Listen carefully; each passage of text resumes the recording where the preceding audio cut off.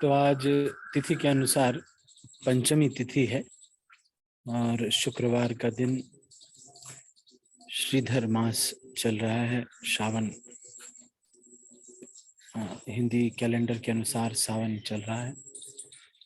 जैसा कि हमने पहले भी डिस्कस किया कि चतुर्मास का समय चल रहा है। इसमें प्रतिदिन भजन जो है, प्रतिदिन का भजन पिछले दिन के भजन से ज्यादा फलदायी होता है। तो इसी श्रृंखला में अभी हम आज श्रील गोपाल भट्ट गोस्वामी के बारे में थोड़ा पढ़ रहे हैं। गोपाल भट्ट गोस्वामी जी का आज तिरुभाव दिवस है, 7 जुलाई 2023।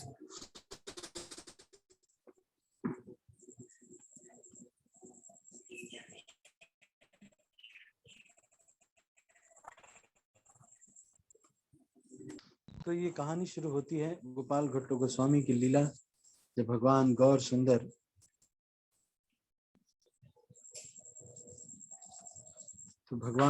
सुंदर जो है साउथ इंडिया की यात्रा कर रहे थे।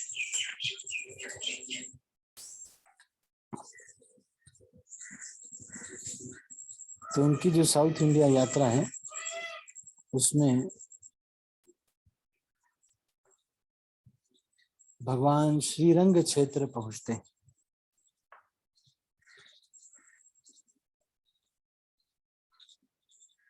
श्रीरंग क्षेत्र जो है ये एक द्वीप के जैसा है जो कि कावेरी नदी के बीच में स्थित है। बहुत सारे दर्शनार्थी वहां पर आते हैं श्रीरंगम में और भगवान रंगनाथ का दर्शन करते हैं।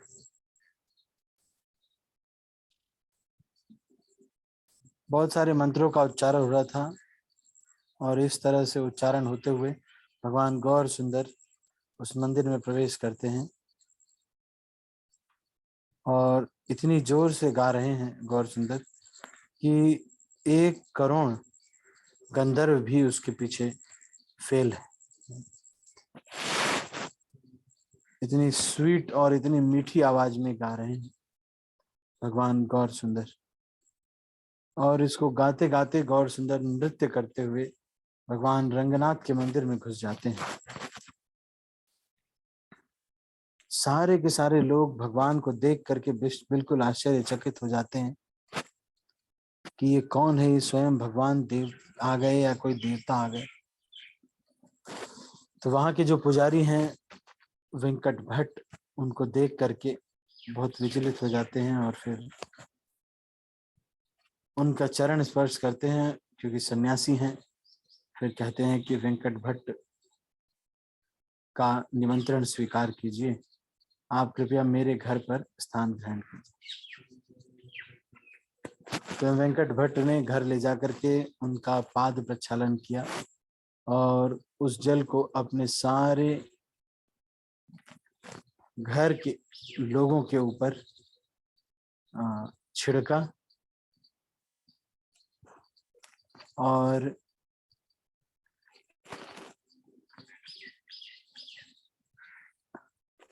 उस जल को सारे परिवार के लोगों ने पिया भी। 1511 में लगभग चैतन्य महाप्रभु वहां पर आए थे। वेंकट भट्ट के 2 भाई थे, तिरुमल भट्ट और प्रबोधानंद सरस्वती। दोनों ही रामानुज संप्रदाय या श्री संप्रदाय से थे। प्रबोधानंद सरस्वती त्रिदंडी सन्यासी थे।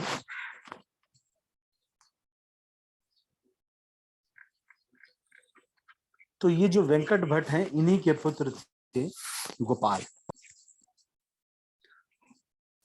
वो बहुत छोटे से थे। जब वो महाप्रभु का चरण छूने आए तो महाप्रभु ने उनको गोद में उठा करके अपनी गोद में हाथों से उठा करके अपनी गोद में रख लिया।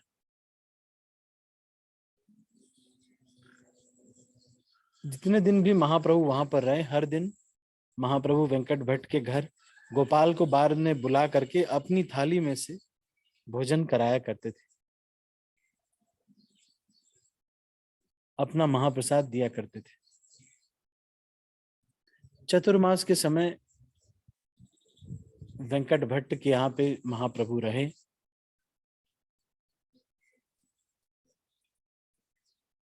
जब महाप्रभु जाने लगे तो वेंकट भट्ट का सारा घर ही रोने लगा, और इतना रोया कि उनके घर पे कीचड़ हो गया महाप्रभु के विरह में। और जो छोटा गोपाल था वो भी बेहोश हो गया महाप्रभु के विरह में। चैतन्य महाप्रभु ने इन्हें दीक्षा दी और कहा कि तुम जाओ वृंदावन, जब तुम्हारे माता पिता जो कि भक्त हैं उनकी मृत्यु हो जाए तब तुम चले जाना और वहां पर भजन करना और लेखन करना।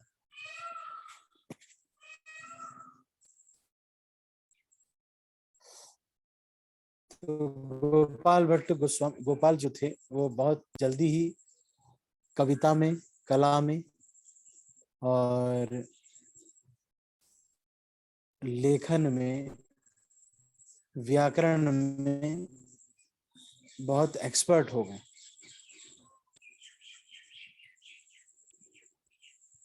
लेकिन फिर भी महाप्रभु के बारे में ही हमेशा सोचा करते थे।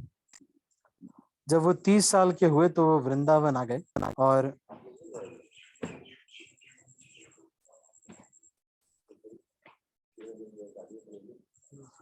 जब वो वहां पर आए तो महाप्रभु को रूप गोस्वामी ने खबर भेजी कि गोपाल भट्ट यहाँ पर आ गए।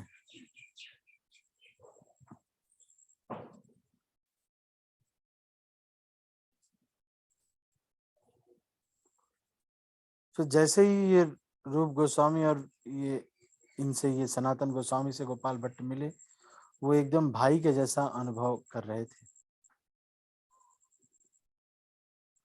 तो चैतन्य महाप्रभु ने जब ये संदेश सुना तो उन्होंने अपनी चौकी, जिसको कि वो लकड़ी की चौकी जिसको कि वो बैठने के लिए इस्तेमाल करते थे, और अपना कौपिन और बहिर्वास जो उत्तरी है, उन्होंने गोपाल भट्ट गोस्वामी के लिए भिजवाया।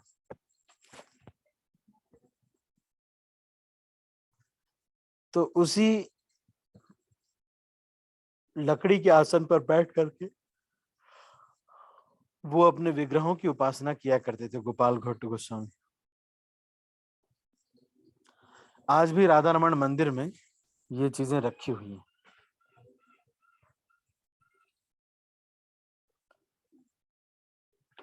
अलग अलग कुंजों में, अलग अलग पेड़ों के नीचे अलग अलग दिन गोस्वामी रहा करते थे।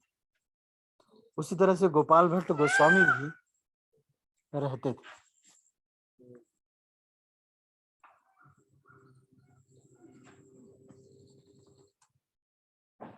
ज्यादातर समय शास्त्रों का अध्ययन करने और लेखन करने में ही बिताते थे।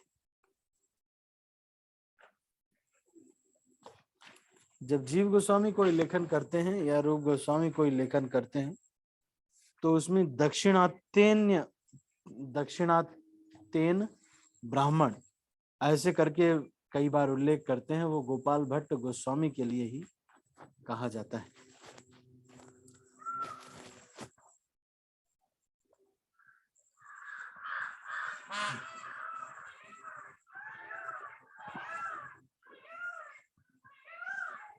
एक समय जब चैतन्य महाप्रभु वहां से अप्रकट हो गए तो गोपाल भट्ट गोस्वामी को बहुत महाप्रभु से विरह उत्पन्न हो रहा था।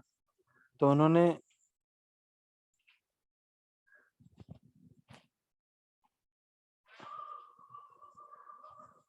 सपने में आकर के चैतन्य महाप्रभु ने उनको कहा कि अगर तुम मेरा दर्शन करना चाहते हो तो तुम नेपाल जाओ। तो नेपाल जाकर के गोपाल भट्ट गोस्वामी ने कली गंडकी नदी में स्नान किया, और जैसे ही उन्होंने अपना कमंडल पानी में डाला, उस कमंडल में कई सारे शालिग्राम शिला आ गए। बाद में उन्होंने फिर उन शालिग्राम शिलाओं को अंदर डाल दिया, लेकिन फिर से जल में जैसे ही वो डाला, शालिग्राम शिला फिर से आ गए उनके कमंडल में। तीसरी बार जब उन्होंने फिर से खाली करके फिर से डाला, तो गोपाल भट्ट गोस्वामी ने देखा कि 12 शालिग्राम शिला यहाँ पर हैं मेरे कमंडल में। तो उन्होंने कहा कि हो सकता है कि ये कोई भगवान की इच्छा हो, इसलिए मैं अब जो है इनको रखूंगा अपने पास। तो इन सारे 12 शालिग्राम शिलाओं की वो उपासना किया करते थे। एक दिन एक बहुत धनवान व्यक्ति आया और उसने कहा कि आपको कुछ पैसा चाहिए तो दे दीजिए, कुछ मांगा। तो गोपाल भट्ट गोस्वामी ने कहा कि नहीं, मुझे तो कुछ नहीं चाहिए, पर ठाकुर जी को अगर कुछ देना चाहते हैं तो आप दे सकते हैं। तो फिर उसने जो है कुछ दान किया, कुछ कपड़े, सोने के गहने इत्यादि, वस्त्र इत्यादि। तो गोपाल भट्ट गोस्वामी उनको पहनाना चाहते थे शालिग्राम को, लेकिन वो शिला थे, तो उनसे ही उन्होंने प्रार्थना किया और नरसिंह शिला जो थी वो भगवान राधा रमण के रूप में प्रकट हो गई।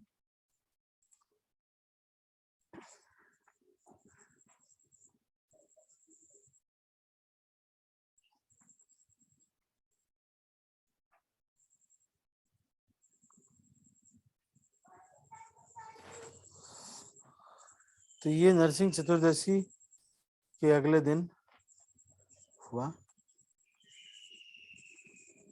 तो फिर उस दिन 500 लीटर दूध से उनका अभिषेक हुआ।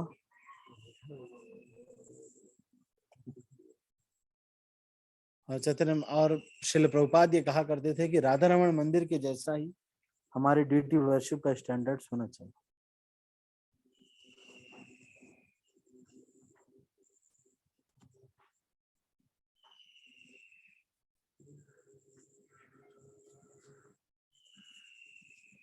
तो राधा रमण जो है वो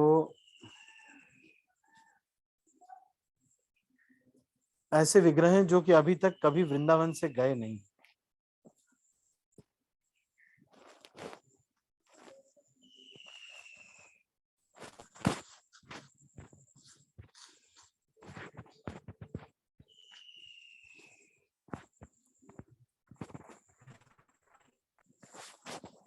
तो जब रूप गोस्वामी सनातन गोस्वामी ने ये सुना तो फिर वो आए और उन्होंने राधा गोस्वामियों ने इनको नाम दिया राधा रमण देव।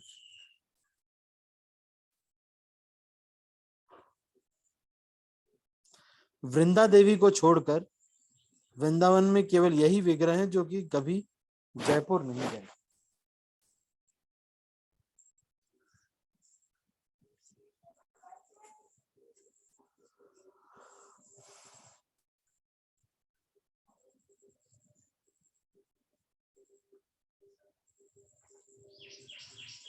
तो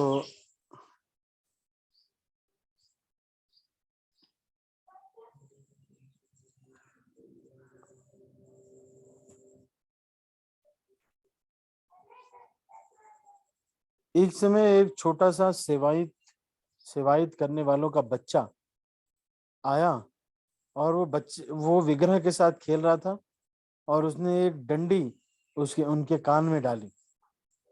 तो वो जो है डंडी को उन्होंने उस कान से इस कान तक छेद कर दिया। तो फिर जब उसने बाहर निकाला तो उसने देखा कि वो जो डंडी है उसमें खून लगा हुआ है। और कुछ ही दिन के बाद वो जो बच्चा था उसने खून की उल्टियां करके वो मर गया।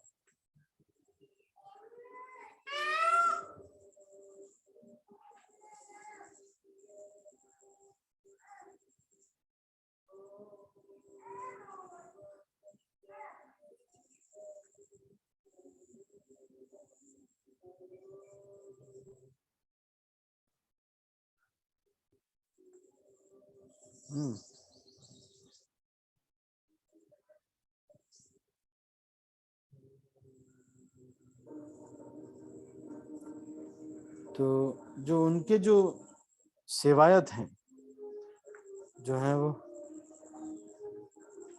वो एक बार गोपाल भट्ट गोस्वामी जो है हरिद्वार गए, और जब वहां से लौट रहे थे तो उन्होंने शरण लिया एक ब्राह्मण के घर। तो वो श्री गोपाल भट्ट गोस्वामी की बड़ी सेवा किया उन्होंने।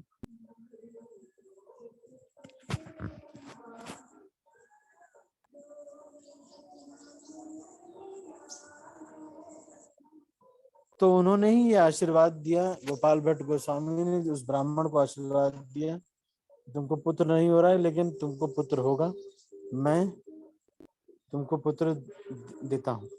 तो फिर जो पहला पुत्र था उस ब्राह्मण ने उनको ही सौंप दिया। 10 साल बाद जब गोपाल भट्ट गोस्वामी यमुना से लौट रहे थे, एक छोटा सा बालक वहां पर बैठा हुआ था।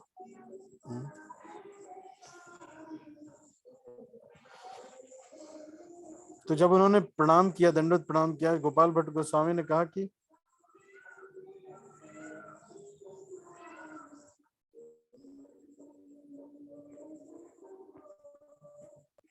तो गोपाल भट्ट गोस्वामी ने उनसे प्रश्न किया, तुम कहां से हो? तो बोला कि मैं देवंड्य ग्राम, सहारनपुर, हरिद्वार, वहां से हूं मैं।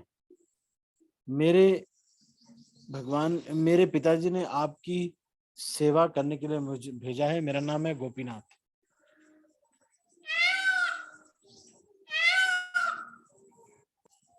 तो फिर ये गोपीनाथ जो है, ये गोपीनाथ पुजारी गोस्वामी ही राधा रमण देव मंदिर के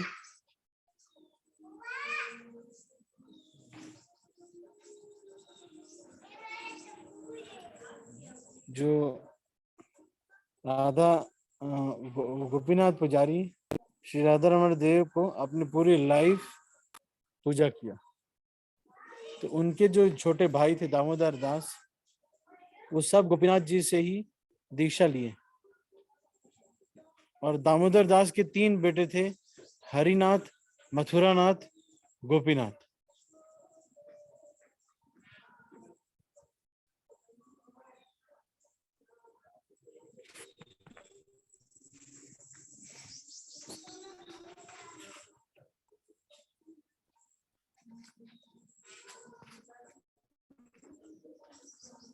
तो आज भी ये गोपीनाथ पुजारी के जो खानदान वाले हैं, दामोदर दास के खानदान वाले, ये सब लोग, वही लोग राधा रमण देव की पूजा आजकल करते हैं।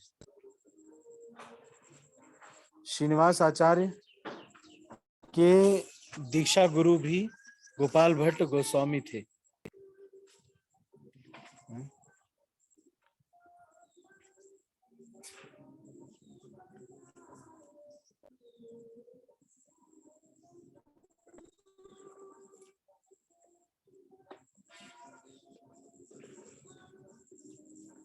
कभी कभी जब गोपाल भट्ट गोस्वामी राधा रमण देव जी को देखते तो राधा रमण देव श्री गौर सुंदर में बदल जाते।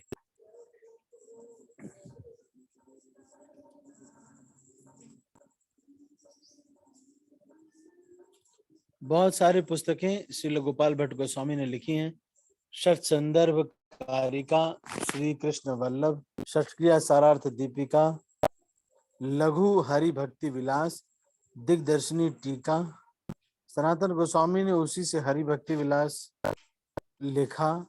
और गोपाल भट्ट गोस्वामी के प्रेम की वजह से सनातन गोस्वामी ने इस वैष्णव कृति को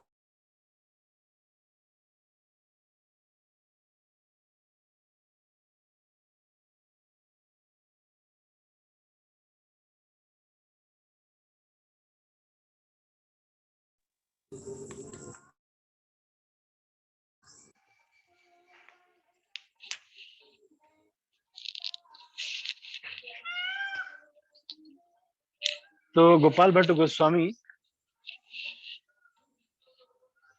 ने की ही पुस्तक जो है हरि भक्ति विलास, श्री सनातन गोस्वामी ने वैष्णव स्मृति हरि भक्ति विलास लिखा और इसको गोपाल भट्ट गोस्वामी के नाम से इन्होंने प्रिंट कराया। गोपाल भट्ट गोस्वामी 45 साल तक वृंदावन में रहे,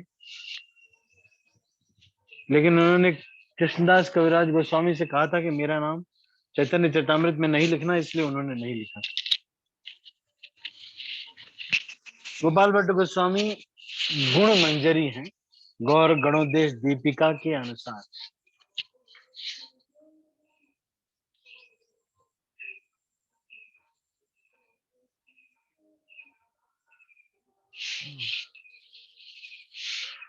तो आज उनका तिरुभाव दिवस है, सावन की जो है षष्ठी पर। तो हम सब लोग को प्रार्थना करनी चाहिए श्री गोपाल भट्ट गोस्वामी से कि उन्हें हमें जो है विग्रह की सेवा में रुचि प्रदान करें, नियमों का दृढ़ता से हम पालन कर सकें। ठीक है, तो मैं अभी इसको यहीं पर समाप्त करता हूँ। आप सभी का बहुत बहुत धन्यवाद। आज हमने श्री गोपाल भट्ट गोस्वामी के बारे में सुना। मैं आज यहाँ पर एक बद्री का आश्रम, बद्री नारायण सेवा आश्रम एक है, यहाँ पर हम आए थे भक्ति आश्रय वैष्णव महाराज का के बारे में कुछ पता करना था, के लिए कुछ पता करना था। ये बड़ा ही सुंदर सा स्थान है, आप देख रहे हैं यहाँ पर ये फूल फल लगे हुए हैं डायरेक्ट, और यहाँ मोर ऊपर बैठा हुआ है। It's a very special place. Maharaj यहाँ पर कुछ यहाँ नेचुरोपैथी और ये सब की के लिए आते हैं। यहाँ पेड़ों में आप देख रहे हैं डायरेक्ट फल लगे हुए हैं। इट्स डायरेक्ट आप फल यहाँ पे देख सकते हैं, ऐसे तोड़ सकते हैं। बहुत ही सुंदर स्थान है ये है। आज हम यहाँ से वृंदावन चले जाएंगे, तो ये आप देख रहे हैं ये अभी ये तोड़ेंगे हम नहीं, क्योंकि यहाँ पर ये नियम है कि सुबह 11-12 बजे तक कुछ नहीं खाया जाता, और उसके बाद फिर कुछ जूस लिया जाता है, और इस तरह से बड़ा टिपिकल सा यहाँ का शेड्यूल है। तो वो शेड्यूल यहाँ पे जो भी ब्रह्मचारी लोग आए हुए हैं सब लोग फॉलो करेंगे।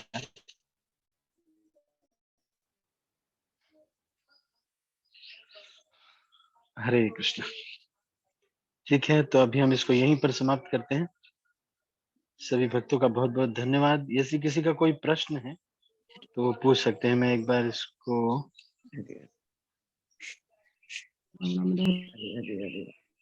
हरे कृष्ण हैंड रेज करके पूछ सकते हैं यदि किसी का कोई प्रश्न है।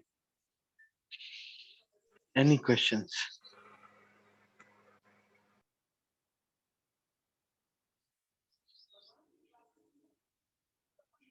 हरे कृष्ण। ज्योति माता जी, यस माता। हरे कृष्ण प्रभु जी, दंड प्रणाम।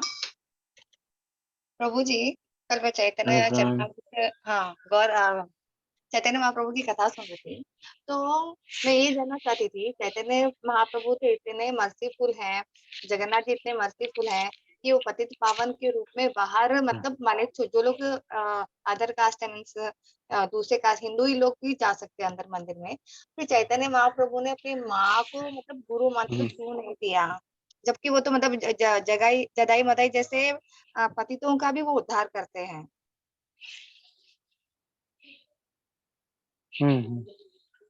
तो ऐसा नहीं, बाद में चैतन्य महाप्रभु ने सच्ची माता के ऊपर कृपा किया, क्योंकि अद्वैताचार्य का अपराध उन्होंने किया था। उनके मन में ये था कि अद्वैताचार्य की वजह से विश्वम्बर जो विश्व रूप है, उनके बड़े भाई हैं, उन्होंने संन्यास ले लिया और घर छोड़ दिया। तो इसलिए श्री सची माता के ऊपर उन्होंने कृपा नहीं की थी। पर बाद में उन्होंने जब अद्वैताचार्य के चरण पकड़ लिए, तब सची माता के ऊपर चैतन्य महाप्रभु ने कृपा की। फिर प्रभु जी, ठीक अगर है, हम लोगों को भी मतलब आए दिन होते ही रहते हैं वैष्णव व्रत, जाने अनजाने मतलब होते हैं, तो फिर हम लोगों का मतलब कैसे उद्धार होगा? कोशिश तो हम करते लोगों हैं का कि उद्धार ऐसे ही होगा कि हमको जो है थोड़ा जा करके ऐसी सेवाएं करनी चाहिए जिससे हम थोड़ा छोटा अपने को अनुभव कर सकें। हम इतने बड़े भक्त नहीं हैं, तो फिर छोटा अनुभव करेंगे तो किसी से भी क्षमा मांगने में, कुछ भी करने में दिक्कत नहीं होगी। अगर अपने को बहुत बड़ा समझेंगे तो सॉरी बोलने में बड़ी दिक्कत होती है। मैं क्यों सॉरी बोलूं, पहले ये बोले, हमेशा मैं ही बोलूं क्या? और इस पर फिर थोड़ा दिक्कत हो जाती है। अपने को बहुत बड़ा समझने में घाटा रहता है, लेकिन ये बहुत बड़ी दुविधा है कि हर व्यक्ति अपने को बड़ा सिद्ध करने में रहता है। तो छोटा समझेंगे तो जा करके मान लो आपसे किसी माता जी से अपराध हो गया, तो बोल सकते हैं सॉरी माता जी, मेरे से गलती हो गई, थोड़ा कलयुग का प्रभाव ज्यादा था, बोल दिया, काम खत्म।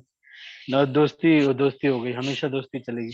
नहीं तो कई लोग ग्रज रखते हैं फिर पीढ़ियों पीढ़ियों तक, है ना, क्या वो ग्रज चलता रहता है ना? हम इस गांव में नहीं खाएंगे, इस गांव के लोग, है ना, कोल्ड वॉर चलता रहता है। तो ये जो है, वैष्णव लोग ऐसे नहीं करते। इतना कौन सा, दुनिया में कितने साल जीना ही है कि नहीं? ठीक है ना माता जी? प्रभु जी, अगर हमें अरे किसी मनमुटाव, हाँ हाँ। हाँ, किसी से मनमुटाव है, वैष्णव अपराध भी नहीं करना चाहते और ना ही हम बात भी करना चाहते, तो मतलब अगर हम उनसे बात नहीं करते, मतलब कोई मन में ग्रजेस भी नहीं रहेगा, तो वो क्या वैष्णव अपराध कहलाएगा? नहीं, कोई वैष्णव अपराध नहीं सर, ऐसा कोई दिक्कत नहीं है। हाँ, आप बिल्कुल, तब वैष्णव अपराध नहीं कहा जाएगा। ठीक है। थैंक यू प्रभु जी, हरे कृष्ण, धन्यवाद। हाँ ठीक है, तो हम अभी, और किसी का कोई प्रश्न है? Any other questions?